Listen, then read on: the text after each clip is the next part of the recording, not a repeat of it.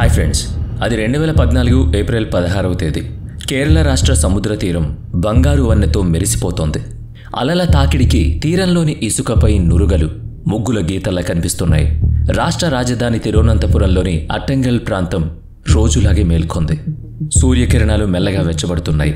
మధ్యాహ్నం 12:30 గంటల సమయంలో పత్తనంతిట్ట మోళియార్ విద్యుత్ కేంద్రం ఎలక్ట్రికల్ మెయింటెనెన్స్ విభాగంలో సహాయక ఇంజనీర్గా పనిచేస్తున్న లిజీష్ అలంకోడ్లో ఉన్న తన ఇంటికి దగ్గరలోనే ఏదో చిన్న పని పడి వెళ్ళాడు. అతనలా వెళ్లిన కాసేపటికే ఇంటి నుంచి అతని తల్లి ఫోన్ చేసింది. అతని స్నేహితుడొకరు తన పెళ్లి పత్రిక ఇవ్వడం కోసం వచ్చాడన్నది. త్వరగా రమ్మని ఆమె కొడుక్కి ఫోన్లో చెప్పింది. ఎవరని ఇతను అడిగేలోపు ఆవిడ ఫోన్ పెట్టేసింది. తన స్నేహితుల్లో ఎవరికి పెళ్లి కుదిరింది, పత్రిక ఇచ్చే వరకు తెలియని వాళ్ళెవరు అని ఆలోచనలో పడ్డాడు. వెంటనే బయలుదేరి ఇంటికి వెళ్లి చూసేసరికి అక్కడ దృశ్యం వేరేలా ఉంది. కొద్ది నిమిషాల క్రితమే ఫోన్ చేసిన లిజీష్ తల్లి, ఆమెతో పాటుగా ఇంట్లోనే ఉన్న అతని 4 ఏళ్ల కూతురు ఇద్దరు రక్తపు మడుగులో పడి ఉన్నారు. ఆ ఇద్దరిలోనూ జీవం లేదు.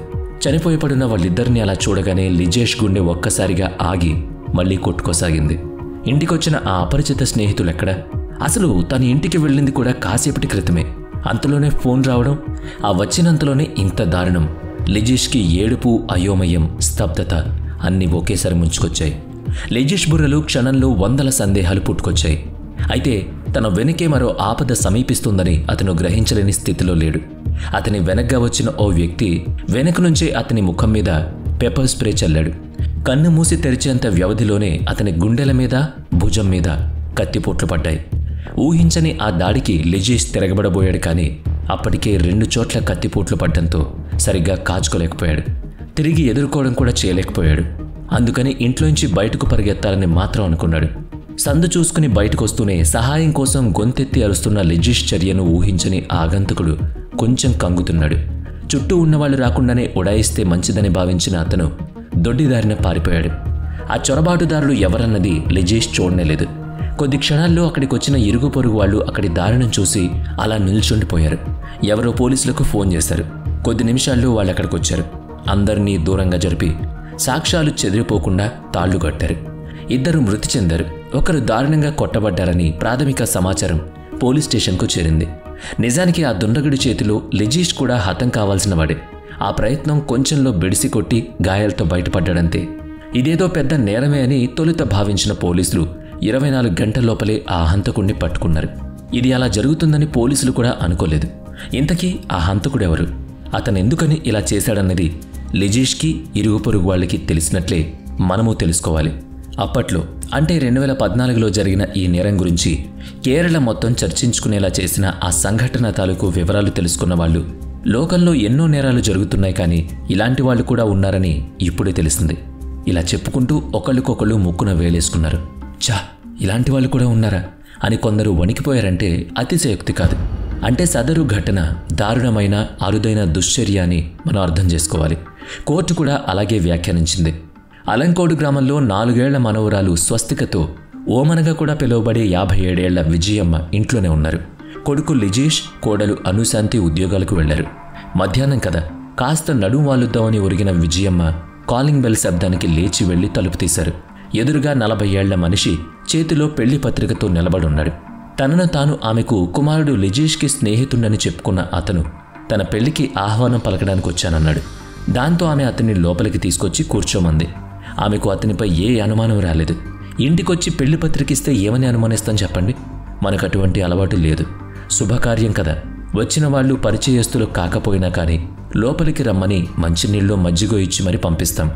ఓమన కూడా ఏదో తెద్దామని వంటింట్లోకి వెళ్లబోగా ఆగంతకుడు ఆమెతో లిజీష్కి ఫోన్ చేసి అతన్ని ఇంటికి రామని చెప్పమన్నాడు. స్నేహితుణ్ణి కలిసి పెళ్లి పత్రిక ఇస్తానంటే వద్దనం కదా. ఆమె కూడా అలాగే భావించి కొడుక్కి ఫోన్ చేసి రమ్మంది. తర్వాత మనవరాల్ని ఎత్తుకుని వంటగదిలోకి వెళ్ళింది. ఒక్కసారిగా ఆమె తన మనవరాలు కిందికి జారిపోవడాన్ని గమనించింది. ఏంటా అని చూస్తే ఇంకే ఉంది. ఆ వచ్చిన అగంతకుని చేతిలో బేస్బాల్ బ్యాట్ ఉంది. క్షణకాలం వరకు తన చంకనే ఉన్న మనవరాలు స్వస్తిక తల పగిలి రక్తం ఓడుతూ నేల మీద పడుంది. కెవ్వున కేక వేసి అటుగా కదిలిన ఓమనకి కూడా బేస్బాల్ బ్యాట్ శరాఘాతంగా మారింది. ఏ మాత్రం కనికరం లేని ఆగంతకుడు ఆమె తల మీద, ఒంటి మీద బాదుతూనే ఉన్నాడు. ఎదురు తిరిగే సత్తువ కోల్పోయిన ఆ వృద్ధురాలు అలా నేల మీదకు జారిపోగానే అతను తనతో తెచ్చుకున్న కత్తిని బయటకు తీశాడు. దాంతోనే ఆ పెద్దావిడ గొంతు కోశాడు. ఆమె, ఆ చిన్నారి ఇద్దరూ తుది శ్వాస విడిచారని నిర్ధారించుకున్నాక ఆ ఇద్దరి శరీరం మీద ఉన్న బంగారాన్ని ఒలుచుకుని దాచిపెట్టుకున్నాడు. తర్వాత ఇంట్లోనే ఓ మూల నక్కి కూర్చున్నాడు. అంటే లిజీష్ కోసం కాపు కాశాడనమాట. అంటే అతని అసలు ఉద్దేశం దోపిడీనే కాదు, లిజీష్ని హతమార్చడమే అతని ధ్యేయం. అనగా ఏదో విషయమై పగ సాధించడం కోసమే అతను అక్కడికి వచ్చాడనమాట. ఆ విషయం కూడా లిజీష్ చెప్పినప్పుడు మొదటిగా ఆశ్చర్యపోయింది పోలీసులే. మీకు కూడా అర్థమైందా? ఆ వచ్చిన హంతకుడు లిజీష్కి పరిచయస్తుడే. అతని వివరాలు కూడా పోలీసులకు లిజీష్ ఇచ్చాడు. 2014 ఏప్రిల్ 16 నాడు కరిమనల్ అనే ప్రాంతంలో ఆ హంతకుడిని అతని ఇంట్లోనే పట్టుకున్నారు. పోలీసుల రాక తెలిసి పారిపోబోయిన అతన్ని అక్కడే బంధించడం పోలీసులకు పెద్ద కష్టం కాలేదు. మామూలుగా హంతకులందరూ చెప్పినట్టే అతను కూడా తనకేం తెలియదని అన్నాడు. అంతే, మామూలుగా పోలీసులు కూడా తమదైన శైలిలో విషయం రాబట్టారన్నమాట. కరిమనల్కి చెందిన 40 ఏళ్ల నీనో మాథ్యూ తిరువనంతపురం టెక్నోపార్క్లో ఓ ప్రైవేట్ కంపెనీలో అసోసియేట్ ప్రాజెక్ట్ ఆఫీసర్గా పనిచేస్తున్నాడు. ఆ కంపెనీలోనే పనిచేస్తున్న 30 ఏళ్ల అనుశాంతి ఓ టీంకి లీడర్. లిజేష్ భార్యయే ఈ అనుశాంతి. వీళ్ళిద్దరి కుమార్తెయే ఆ స్వస్తిక. 4 ఏళ్ల వయసు వచ్చిన కూతురు ఉండగా అనుశాంతికి తన కుటుంబం మీద అసంతృప్తి మొదలైంది. క్రమంగా ఆమె మాథ్యూ వైపు ఆకర్షితురాలైంది. తనకు భర్త, కూతురు ఉన్నారన్న శ్రద్ధ, బెరుకు ఆమెలో నశించిపోయాయి. ఏదో కొత్త సంబంధం పట్ల ఆసక్తి, అనురక్తి పెంచుకుందామె. వట్టి మాటలుగానే మొదలైన ఆ అనుబంధం గాడి తప్పింది, హద్దు మీరింది. సిగ్గు కూడా దూరమై తమ మధ్య 4 గోడల మధ్య జరిగిన వ్యక్తిగత విషయాన్ని వీడియోలుగా తీసుకుని ఆనందించడం వరకు వెళ్లారు ఆ ఇద్దరు. చివరికి ఆ వ్యవహారం మాథ్యూ తన సొంత కారులో అనుశాంతిని రోజూ ఆమె ఇంటి వద్ద దిగబెట్టి వెళ్లే వరకు వచ్చింది. అక్రమ సంబంధం గట్టిపడింది. నిజం నిప్పు లాంటిది కదా, ఆ నిప్పు సెగ బయటకు చిమ్మింది. ముందుగా లిజేష్ ఆ సంగతి తెలుసుకున్నాడు. కాకతాళీయంగా ఆమె ఫోన్ చూసిన అతనికి అందులో మెసేజ్లు, ఇంటిమేట్ విషయాల మీద సరదా మాటలు చదివి బుర్ర శూన్యమైంది. సత్యాసత్యాల విచక్షణ చేయలేక మనసు మొద్దుబారిపోయింది అతడికి. గుండె పగిలిన అతను అనుశాంతి మీద అరిచాడు. తనను కూతుర్ని ఎలా మర్చిపోయావంటూ నిగ్గదీశాడు. ఏం తక్కువ చేశాను అని అడిగాడు. కుటుంబం పరువు మర్యాదల సంగతి ఎలా విస్మరించావని నిలదీశాడు. పోనీ తను విసుగొచ్చేశానే అనుకో, పోనీ కూతురి ముఖం చూసైనా ఆమెలో కలిగిన ఉధృతికి అడ్డుకట్ట పడలేదా అని ప్రశ్నించాడు. సిగ్గు లజ్జ వదిలేసిన అనుశాంతి అప్పటికే పరాయి పురుషుని వ్యామోహంలో తనను తాను మైమర్చిపోయింది. ఆమెను పట్టుకుని ప్రశ్నిస్తే బిడియపడాల్సింది భర్త అయిన లిజేష్ అయ్యాడు. ఆమెలో ఏ కోసైనా పశ్చాత్తాపం కనిపించలేదు అతనికి. పోనీ అతను చెప్పిన తర్వాత ఆయన ఆమెలో పునరాలోచన కలగలేదు. అంటే తన మూలంగా వాళ్ళు ఇబ్బందులు పడుతున్నారు, వాళ్లే లేకపోతే తన వల్ల వాళ్ళకి ఇబ్బంది ఉండదుగా అని ఆలోచనకు ఆమె దిగజారిపోయింది. వాళ్ళందరూ లేకపోతే తను సంతోషంగా ఉండొచ్చు కదా అని భావించింది. అలా భావించిన ఆమె తీసుకున్న నిర్ణయమే ప్రజలు తప్పుబట్టారు, ముక్కున వేలేసుకున్నారు. ఇలాంటి వాళ్ళు కూడా ఉంటారా అని విభ్రాంతికి లోనయ్యారు. ఆమె ఒక బిడ్డకి కన్నతల్లి కదా అని కొందరు ఆలోచించారు. కానీ ఆ కర్కసురాలికి తన తల్లినని, భూమి మీద దైవానని గుర్తుకు రాలేదు. కానీ బిడ్డను మాత్రం ఆ దైవం వద్దకి పంపించే ఏర్పాటు చేసింది. కుటుంబం మొత్తాన్ని హతమార్చడానికి పన్నాగం వేసింది. మాథ్యూతో కలిసి అందుకు ఎత్తు వేసింది. అందులో భాగంగానే అతను ఏ సమయానికి తమ ఇంటికి రావాలో, ఎవరిని ఎలా హతమార్చాలో, ఎలా పారిపోవాలో అన్ని ఆలోచన చేసి మాథ్యూని సిద్ధం చేసింది. అంటే పందానికి కోడిని పెంచినట్టు. తమ ఇంట్లోని గదులు, దారులు, లోపలికి బయటికి రాకపోకలు, సాగేందుకు గుమ్మాలు, ఇలా అన్నిటినీ ఆమె అతనికి వివరించింది. ఇక్కడ అర్థం కానట్టు ఒక విషయం ఉంది. కట్టుకున్న వాళ్లను కడదేర్చి మోహించిన వాళ్లతో ఎగిరిపోదామనుకున్న వాళ్ళు కొంతకాలానికి ఆ మోజు తీరాక వాళ్ళని కూడా కాలదన్నుకుని మరొకరి వెంట పోరాదని ఏమన్నా ఉందా చెప్పండి? కాలం మహిమ ఇలా ఉన్నప్పుడు అలా కూడా ఉండొచ్చు కదా. ఆ విషయం ఆ అక్రమ సంబంధంలో ఉన్న రెండో మనిషికి తట్టలేకపోవడం విచిత్రం. ఇప్పుడు అనుశాంతి కూడా 2014 ఏప్రిల్ 16 నాడు ఆ కట్టుతాడును, ఆ అందమైన బంధాన్ని తెంచేసుకుంది. ఆఫీస్లో అనుమతి తీసుకుని బయటకొచ్చిన మాథ్యూ లిజేష్ ఇంటికి వెళ్ళి అక్కడ చేసిన ఘోర కలి గురించి ముందే చెప్పుకున్నాం. అసలు అనుశాంతి నిమిషానికి ఏం చేయాలన్నది మాథ్యూకి వివరంగా చెప్పి పంపింది. తాను మాత్రం ఆఫీస్లో దీక్షగా పనిచేసుకున్నట్లు నటించింది. చివరకు కొంత బెడిసి కొట్టి మాథ్యూ పట్టుబడ్డాడు. అతని మాట మీద అనుశాంతిని కూడా పోలీసులు బంధించారు. మాథ్యూ ఇంట్లో బేస్బాల్ బ్యాట్, కత్తి, రక్తపు మరకలు తడిచిన తుండుగుడ్డ, బంగారం కోసం హత్యలు జరిగినట్టుగా చిత్రీకరించుకుందామని భావించిన ఎత్తుగడ అవన్నీ కూడా దొరికాయి. ఇక ఆ ఇద్దరి అక్రమ సంబంధం తాలూకు ఫోటోలు కూడా అతని ఫోన్లో దొరికాయి. ఫోన్ మెసేజ్లు, వీడియోలు సైతం పోలీసులకు చిక్కాయి. ఫోన్లోని వీడియోలు ఉన్నాయా అని మీరు మళ్ళీ సందేహించకండి. వాళ్ళిద్దరూ వాటిని ల్యాప్టాప్లో దాచుకుని మళ్ళీ చూసుకుని ఆనందించారు. ఫోన్లను ఎప్పటికప్పుడు ఖాళీ చేసుకునేవాళ్ళు. చివరికి ఇదిగో ఇలా పోలీసుల చేతికి చిక్కారు. నేరం చేయడం, దాని ఆనవాళ్లను తుడిచేసే ప్రయత్నం, అందుకోసం ఉపయోగించిన వస్తువులు, కాజేసిన నగలు, మొత్తం నేరానికి సంబంధించిన వేసుకున్న ప్రణాళికలు, వివరాలతో సహా పోలీసుల వద్ద బలమైన సాక్ష్యాలుగా మారాయి. మాథ్యూ స్వయంగా నేరం అంగీకరించాడు.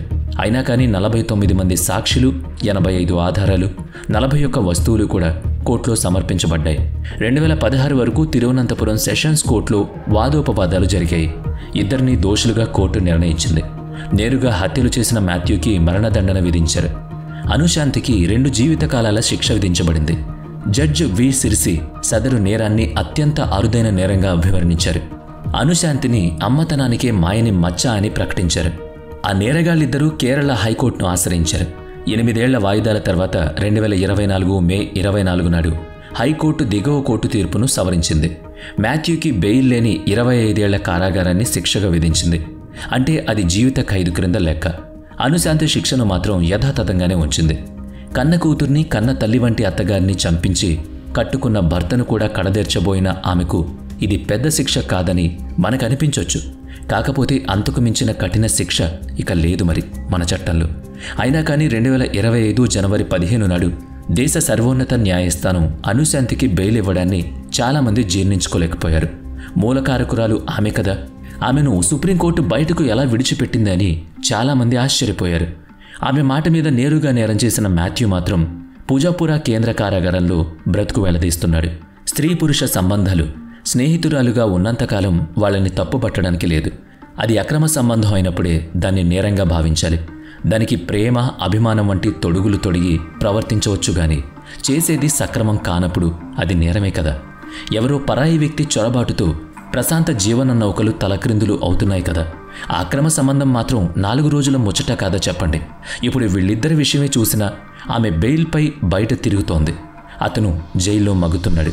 నేరంలో ఇద్దరూ సమభాగస్వాములే కానీ మన చట్టాల్లో ఉన్న అనేక విభాగాలు, ఉపవిభాగాల ప్రకారం ఒకరు ప్లాన్ వేశారు, మరొకరు నేరుగా అమలు చేశారు అనే వ్యత్యాసంతో శిక్షల్లోనూ వ్యత్యాసం చూపించబడింది. మీరైతే ఈ సంఘటనల్ని, విచారణ తీరును, తీర్పులను, శిక్షలను, మినహాయింపుల్ని ఎలా చూస్తారో కామెంట్ చేయండి. మనం ఇంకొంచెం దూరం కూడా ఆలోచించాలి. కలిసి ఉండాల్సిన జంటకు తమ సంసారం నచ్చడం లేదనుకోండి, తగిన కారణాలు చూపిస్తూ పరస్పర అంగీకారంతో చట్టబద్ధంగా వేరుపడే వీలుంది. ఆపై తమకు నచ్చిన వాళ్లతో జీవితం సాగించొచ్చు కూడా. అయితే పిల్లలుంటే మాత్రం వారి బాధ్యతల విషయంలో కోర్టు చెప్పిన విధంగా నడుచుకోవాలి, తప్పదు. చదువు, ఆరోగ్యం, వివాహం వరకు మాత్రం తమ బాధ్యతల్ని నిర్వర్తించాలి. కానీ చంపుకోవడాలు, ఒకరి నాశనం కోసం మరొకరు పన్నాగాలు పనడం ఎంతవరకు కరెక్ట్ మీరే ఆలోచించండి. అసలు మాథ్యూ కూడా అనుశాంతికి విడాకులు తీసుకోమని చెప్పి ఆ తర్వాత వివాహం చేసుకుందామని చెప్పుండాల్సిందే. చట్టబద్ధంగా అలా జీవించే సావకాశాన్ని వదిలిపెట్టి ఇప్పుడు అతను జైల్లో మగ్గుతున్నాడు కదా. ఇది కాదు కదా వాళ్ళు కోరుకున్న జీవితం. అంటే మనం ఇలా విడాకుల్ని సమర్థించడం లేదు. మనిషి మరో మనిషిని హతమార్చడం కంటే విడాకులు బెటరే కదా అనేది మా ఉద్దేశం. మరి దీనిపై మీ కామెంట్ ఏంటి?